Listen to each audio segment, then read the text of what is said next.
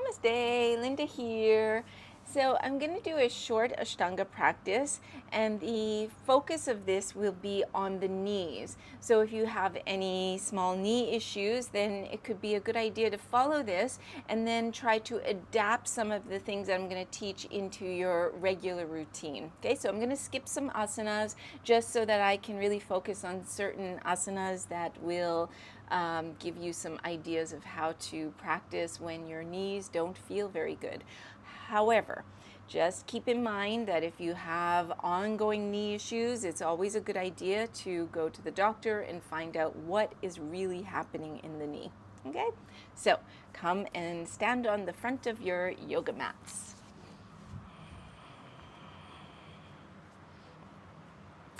So come into Samasthiti. So when we are talking about our knees, you have to look at what comes below that joint and what comes above that joint. So below that joint are the ankles and the feet. So how the feet are playing with the floor is going to have an effect on how your knees feel. And then of course, how your hips are moving will also have an effect on the knees, okay? It's called a kinetic chain, the chain between the movement in the hip joint, movement in the knee joint, movement in the ankle joint, and then I'm adding the feet because our feet are our foundation. And so if we know how to place our feet well, then we can work up the body.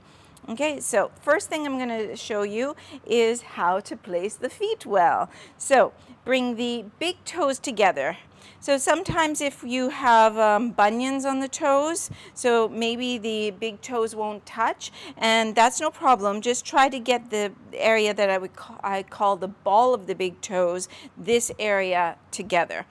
Okay, then you want to have the heels like they're touching, or the ankles are touching, the heels are almost together, but not glued together so that you feel this kind of pressure there.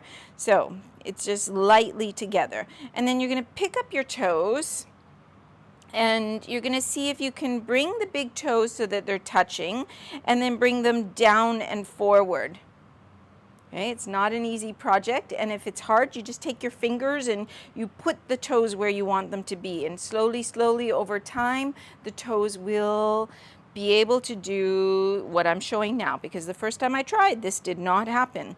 And then spread all the other toes and try to bring the baby toes, the little toes, out and down, and then spread the 3 toes in between. So what we're trying to have is a wider standing base, but at the same time keeping a metatarsal arch in this area of the foot. Okay, so if you happen to have very flat feet, don't over flatten them. Then you're going to lean forward slightly, and you just feel like the skin of the heels lifts off the floor. And then when you lean back, you want to have the sensation that you've got the center point of the heel that is bony point. It's actually the part of the foot skeleton, and then the skin around that point, you want to feel like it's moving around that point evenly. And then from there, you want to have this sensation like you're lifting the arches up the inner lines of the legs. Okay, so if you were to look down at your feet, you see that you've got a medial arch and a lateral arch, so outside here, but that one's obviously a lot smaller. And that if somebody was to look behind and see the Achilles tendons, that the Achilles tendons are straight. Okay, straight, perpendicular to the floor. Very often, if you have fallen arches, for example, then the Achilles tendons will also have this little bit of a curve. So we want to feel like we're using our feet muscles. Our feet, we shove them into shoes, and sometimes too tight shoes, and then the shoe is the foundation for our foot instead of the muscles of our foot being the foundation for our foot. So we want to, when we're on our yoga mat, we're in bare feet, And so we want to rediscover all the muscles in the feet. So you're lifting up. Now, the second part, and I know this is very subtle, but if you've got some issues happening in your body, then this is the time to delve into all this subtlety. So the next part is the shin bone versus the femur bone. So if I push my shin bones forward, I notice that my knees start to bend. If I push my femur bone back, then I notice that my knees start to straighten. So sometimes what can happen is that we push the femur bones back until the knees are locked. Okay, so I'm going to show from the side, so hopefully you can see when my knees are locked. Okay, so if I just keep pushing my femur bone back, then I have the sensation that my kneecaps are lifted, because we'll hear that kind of cue, and that this is all firm, but at the same time, I'm pushing the kneecap, the patella, really firmly back into my knee joint. And so I don't have hyperextended knees, but I can feel that I am locking my knees right now. And if I do this for a long time and over a period of time, I know this is going to irritate the back of my kneecap. Okay, so if you have hyperextended knees, then this is really, really hard to find, because your straight will be actually the knee puffing back out here. Okay, so if that's you, I feel for you, because I know this is going to be more difficult than it is for instance, for me. So this is locking the knees. And so I can have this sense of, oh, I'm really stable because my knees are completely locked here. But it's a real false sense of stability, because I'm just cranking my knee joint into a place so that my bones are really connected, but I don't have to use so much muscle. So instead of doing that, so you can come to the locked knee position, but then bring your fingertips at the top of the shin bones here. And while your knees are locked, you're going to push into your fingertips. And you're going to find this place where, oh, my knees are still strong, my knees are straight, but they no longer feel locked. So personally, I can tell the difference, because I don't feel this strange sensation at the backs of my knees. You know, I don't know how to put words to it, but I can feel the difference that my knees are straight, I feel strong, but I'm not locking into a joint. Okay, so you may need to experiment with that for some time till you get it, but just try. And then the next thing is the thighs, they have to be lifted up towards the ceiling. So again, this is kind of awkward to feel, but my quadriceps, they run over the knee joint and attach to the top of the tibia. And so I want to be able to activate those muscles to strengthen around the entire knee joint. So I'll take my fingers like really hard, I'm pushing in, and I'm trying to get the pelvis bones, right, at the front here, the front of the pelvis, and I'm trying to lift them up towards the ceiling, and then at the same time I'm going to squeeze them in towards one another. So I get this sense of stabilization from Mula Bandha and Uddiyana Bandha. Okay, so see if you can figure this out. And then we're going to come into a nice long Samasthiti, where the head feels light on the top of the spine, so that I'm not going to put any tension in my neck or my jaw. And let's just start with an Om. Bring the palms together, close the eyes, see if you can feel the sensation that your knees are straight, the quads are firm, but the knees are not blocked. For me, I feel like the skeletal system, so the feet, the skeleton of the feet are grounded into the floor, but then the flesh has this sensation like it's lifting up away from the floor and then pulling, co-contracting, pulling onto the bones, but in a sensation that feels like it's effortful. Okay, so the effortless effort. Okay, so you're challenging your body, but not to the place where it creates tension. So see if you can find this. Just stay there for a couple of breaths. Feel stable. The skeleton is the stability, and then the muscles pulling up and towards the bones. Start to breathe with Ujjayi, soft inhale, soft exhale, making this sound that helps you keep your mind focused.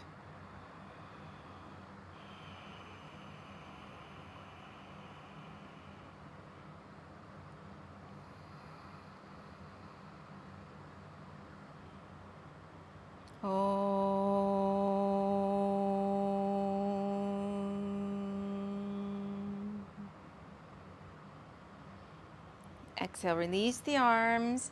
Inhale, raise the arms, gaze to the thumbs. Exhale, folding over the legs, keeping the belly in. Relax the back of the neck. If you feel pulling behind the knees, you need to soften the back of the knees by bending them slightly. Inhale, open the chest. Exhale, put the hands on the floor, and then step one foot back, other foot back. Coming into your plank, pause. Exhale, down to chaturanga. Inhale to upward facing dog. Make sure the kneecaps are pointing straight down towards the floor. Open the chest. Exhale over the toes, downward facing dog. So from here, if you're feeling like there's a pulling behind the knees, then it's wiser to soften the back of the knees. So you can bend the knees, something like this, or maybe if you're locking or hyperextending the knees, then push the tops of the shin bones slightly forward so you unblock the back of the knees. Holding there for your 5 breaths, and after that you can step forward. Okay, so if your knees are bothering you, it's a little bit better not to be jumping and putting that extra pressure on the knee. Exhale, head down. Don't hesitate to bend the knees. Inhale all the way up. Exhale, arms down. Okay, so now I'm going to go through Surya Namaskara B. So let's talk about Utkatasana. So when we lift our toes from the floor, this will activate the tops of the feet, front of the ankle, and the front of the shin bones. So this is going to help support the muscles all around the knee joint. So I'm going to start by lifting my toes and then bringing my knees forward. But at the same time, as my femur bone, inside here, I have the biggest bone, heaviest bone of my body. If I allow all that weight to go forward, time and time again, it's pushing into the back of my kneecap. Okay, so this can wear and tear on the back of the kneecap. So instead of allowing everything to go forward, I'm going to counter that by using Mula Bandha and Uddiyana Bandha, by pulling the thigh skin back, bringing the 2 hip bones together, pulling these muscles in. So you can lift the toes just to learn it for a while, and then you don't need to do this. Okay, so you can try that. Raise the arms, and then exhale, release the toes, folding over, relax the back of the neck. Inhale, lengthen through the spine.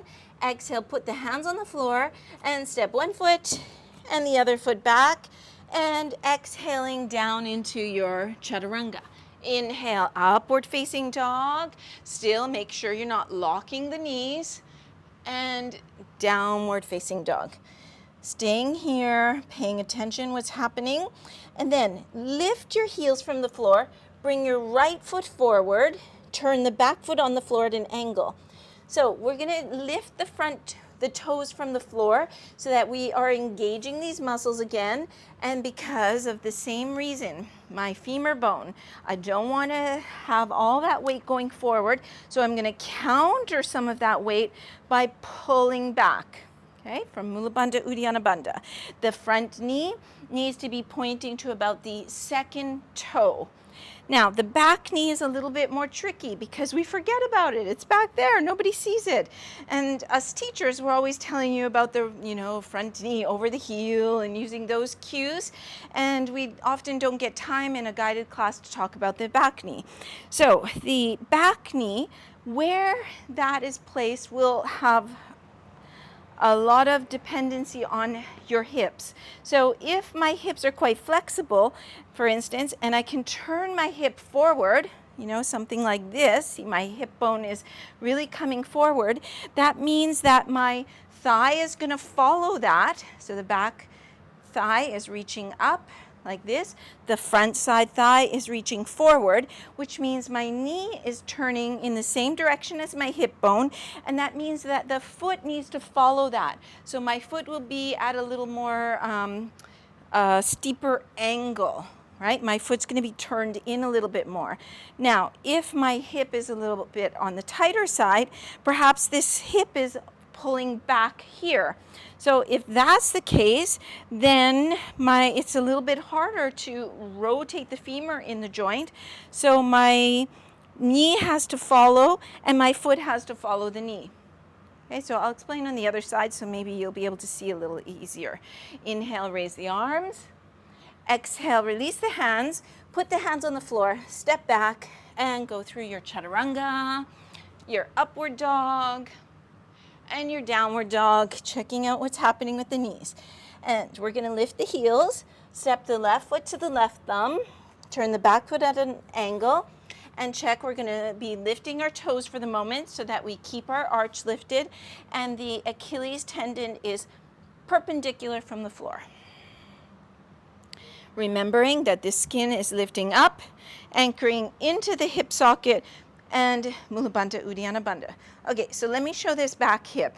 So let's say, my hip is a little bit more flexible. I'm able to rotate my femur bone fully or quite fully in the hip socket. So I'm able to rotate like this. So we talked about the kinetic chain between the hip, the knee, and the foot. So as my hip is going forward, that means my knee is able to rotate forward more. See where it is? Which means that my ankle and my foot need to follow that. Okay? So something like this, right? Now, let's say my hip is a little tighter and it's opening here. My knee is going to be coming a little bit more at that angle, and my foot is going to need that same angle. Okay, so that the middle of my hip joint, which is about here, middle of the knee, down the shin, middle of the ankle are all pointing in the same direction, and then the toes are following there. Okay, so hopefully that makes sense. If not, send me a message and I can try to clarify a little more. Okay, inhale, raise your arms. Exhale, both hands to the floor, step back, going into your plank, your chaturanga. Inhale, upward dog. Exhale, downward dog. You stay here normally 5 breaths, and then step forward. Inhale to open. Exhale to fold. Inhale back into our Utkatasana, remembering to keep the anchoring back, lifting the arms. And exhale to release. Okay, so I think that gives you a lot of information on the knees for most of the standing positions. So I still want to talk about the Prasaritas, these. There's 4 of them going forward. So this can be a torment on the knees. So why? So it goes back again to the position of the ankle and the feet. So if I'm going to try to show you, hopefully you can see from there. So if I'm allowing my weight to be too much on the outside of my ankle, which is what I'm doing right now. Okay, see there's kind of this puffiness on the outside of my ankle. So if I do that, then it tends to put a collapse on my knee, on the inner knee, and maybe overextend the outer knee. And it also gives, a lot of students complain about this pain along here on the side of the shin. So instead, we're going to lift the toes, because a lot of people's knee problems come actually from the position of the feet and maybe the strength and the way the bones are in the feet. So I'm going to bend my knees. I'm going to lift my toes from the floor and bring my weight more on the inner foot. Okay, so the ball of the big toe. And then I'm going to bring my hands on the upper inner thighs, and as I place the outsides of my feet on the floor, I'm going to use my hands to lift the upper inner thighs. Okay, so my upper inner thighs are connecting up into the pelvic floor, into Mula Bandha. So my outer feet are still on the floor, but I have this sensation that there's a little bit more weight in the ball of the foot, and that I'm pulling my two inner ankles kind of a little bit towards each other and then sliding up so that I'm not bulging my outer ankle. Okay, so I know this is very delicate to figure out, but is really helpful for the knees.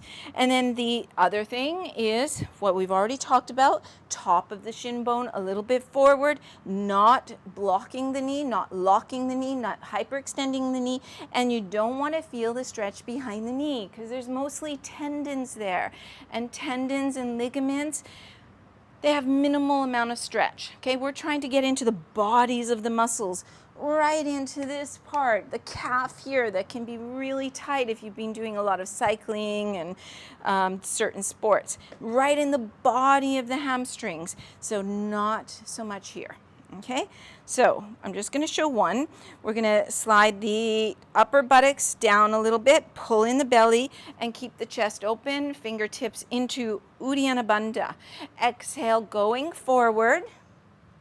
Place the hands on the floor, open the chest. And now here is a great place to check what's happening in my knees, what's happening in my feet. Are my knees pointing forward, or are they kind of turning and pointing out to the side, or are they caving in? Find that nice alignment, and then exhale, going forward.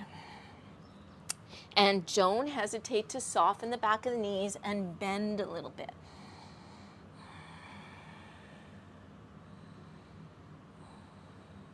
Inhale, lift the chest. Exhale, hands to the hips. Press the feet and come up using the inner thighs. And then you can just wiggle your feet together.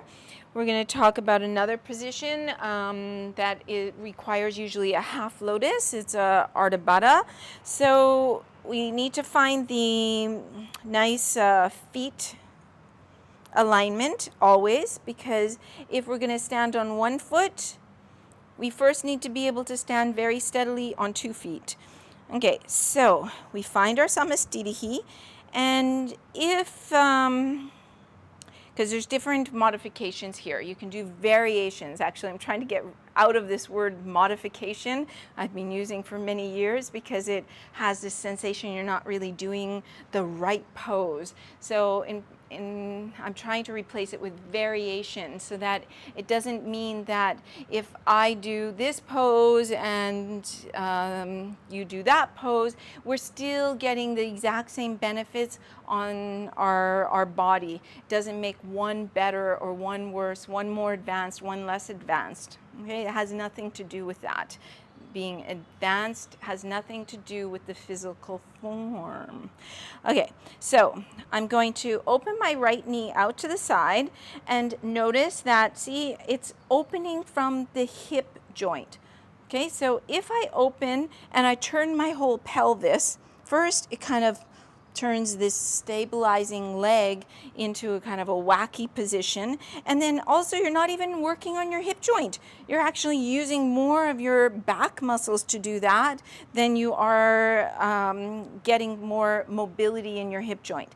So instead, I want to keep my 2 hip bones forward and then open my knee wherever it'll come. So some it'll come here, and then some will come out here, and everywhere in between. Okay, so now when I close the back of my knee, I want to think about that kinetic chain. 1, 2, 3. Those 3 points, they're going to bend, and I'm going to stay in that kinetic chain. Okay? And then I can put my foot on the upper inner thigh. And from here I can verify, how are my hips doing? Are they really forward, or am I opening? Am I using my back muscles too much?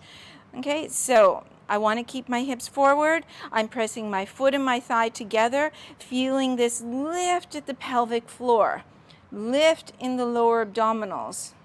So this is a really great position to work on starting to increase the mobility in the hip joint. So first you have to find your balance. Once you find the balance, then you're using the bandhas to stabilize you, and you're reaching your knee away, but at the same angle as the femur bone. So not just pushing it back, I'm pushing, shouldn't use that word pushing. I'm reaching away and then maybe also a little bit back without changing the hip joint. Okay, so something like that. And so that I can start to feel some lengthening on the inner thigh. I need to stabilize with my left buttock. Okay, so then when I come out, I want to stay in that kinetic chain. Okay, because the knees are really delicate, and sometimes you just do this tiny little twist and they're like, oh, it doesn't feel good after. Okay, so on the second side, I'm going to show another variation. And I would experiment with them and see which variation is working for you, and even over time, maybe trying a different one, because sometimes after 6 months, something is shifted in the body and a different variation might be working even better for you. So this one, we call it the number 4. So soften the standing leg slightly, and then you flex this ankle and you bring the ankle over the knee. So once again, I'm still trying to think about my pelvis stability. I'm reaching this knee in the same direction as the femur bone, reaching it away, trying to elongate this area, picking up the hip bone. So maybe I'm going to elongate in the groins here. Okay, so I could be like this, or you can start to soften the standing leg and go slowly, and you can even use blocks. So you could put 2 blocks under your hand, something like this, or lower, whatever you need. I didn't bring up a second block, so I didn't think about that. So I won't show it with the blocks, but you want to keep this foot in a soft flex. Bend the knees and put the fingertips on the floor. So from here, we still want to keep our back long, okay? Just because our knees bother us doesn't mean that we want to sacrifice our back. And then from there, maybe I work towards straightening that standing leg. And then same thing, reaching that knee in the same angle as the femur bone. So perhaps holding something like that. Okay, and then you come up and release. Okay, so now, lotus position. So I think that sometimes even when your knee is bothering you, you can still approach lotus position if the hips have enough mobility. Okay? It's just learning how to place the knee in the right position so it doesn't hurt the knee. But I'm not saying this is for everybody. Okay? When I'm on the floor, I'm going to show you something else that's kind of a little test, and you can see if you should work on this. So we're starting the same way as the tree.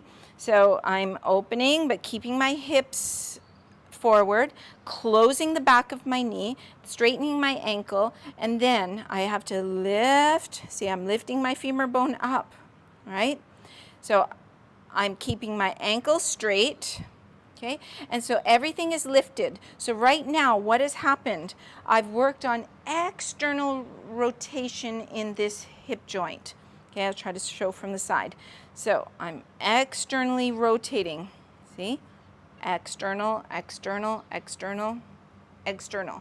Now, this requires a certain amount of external rotation. When I place the knee down, when I place it down, then it's also going to require this lengthening through here.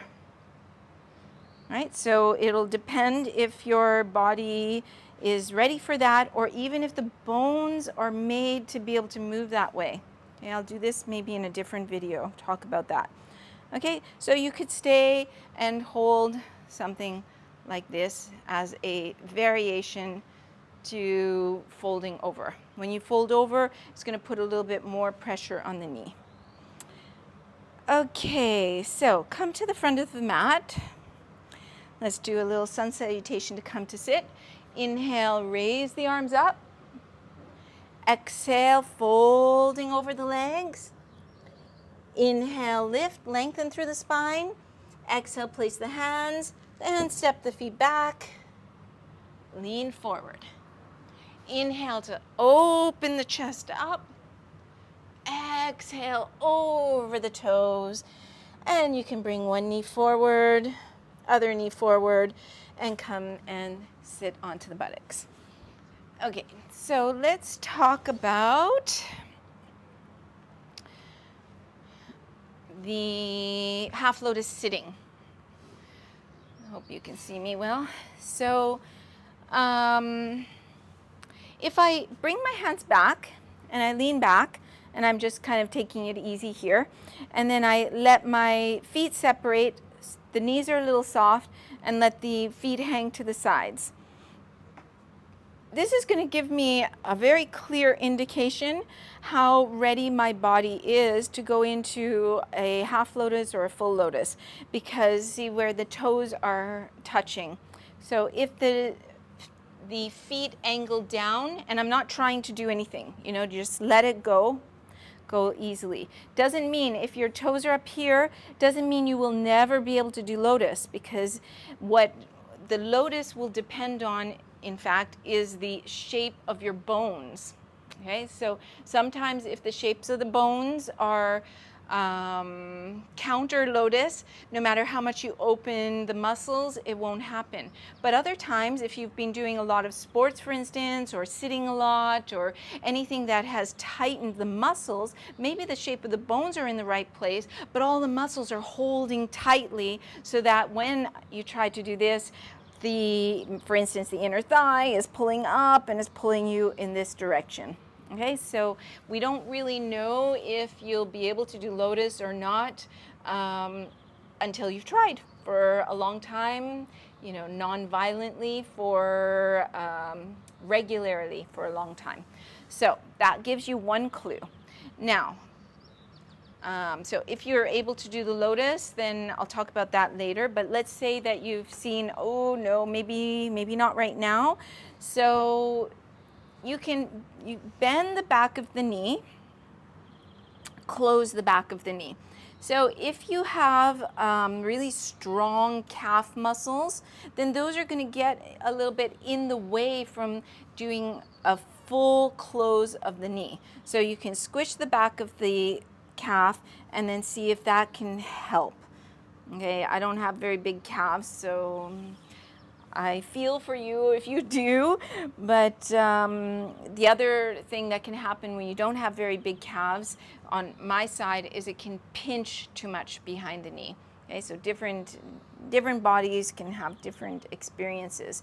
So what I want to see is that I've still got a nice kinetic chain here. So the thigh, knee, and tibia are all going in the same direction.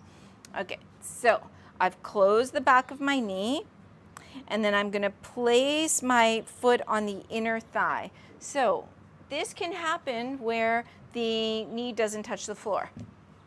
No problem. You can take a block and you can put it something like this. Now, whether the foot is pointed or bent, I've noticed that a lot of people feel different. Some people prefer when the foot is flexed, and other people prefer when the foot is pointed, okay, depending, I guess, what's happening in the knee. So if you need to, you could even do something like this. But the majority of people tell me, the students tell me, that they feel better with their foot bent, something like that. So you can do the poses like this. If you're trying to get into a lotus, then you can get the thigh here. So you grab this like lump of tendons here, slide along, you get a lump of tendons behind the knee, and you're kind of lengthening that out in the same direction as the thigh bone. And then you lean back so you have more space, and then maybe you can bring your foot into a little bit of a half lotus. Then you could use the block again, something like that, so that ideally you're supporting the weight of your leg, because if it's hanging here, you have the potential of this is feeling stuck up, right? The ankle and the shin bone is being, because it's on the thigh, is being pushed this way, but the weight of the femur bone is going down. Okay, so you get a bit of this happening in the knee, so that can aggravate the knee. So instead, if you put a block, something like that, that can help. Or even if you just support your femur bone down here, that can help. Okay, so that's one way. Another way is to do the number 4, right? So it's the same as what we talked about standing. So if you're doing the number 4, you can put the block. Sometimes some students have found it even more beneficial to put another block here and have a block or a blanket under the thigh bone, so that the foot is staying in a semi-flex position, and then you can work the positions from here. Okay, I think that's probably enough for today. It gives you a few things to work on, and don't hesitate to send me a message or write in the comments and say that, oh, this position is bothering me and I haven't been able to figure out what it is, and I love these challenges and I'm really happy to help anybody who needs some help. Okay, so have a good day, and I hope to see you soon. Bye.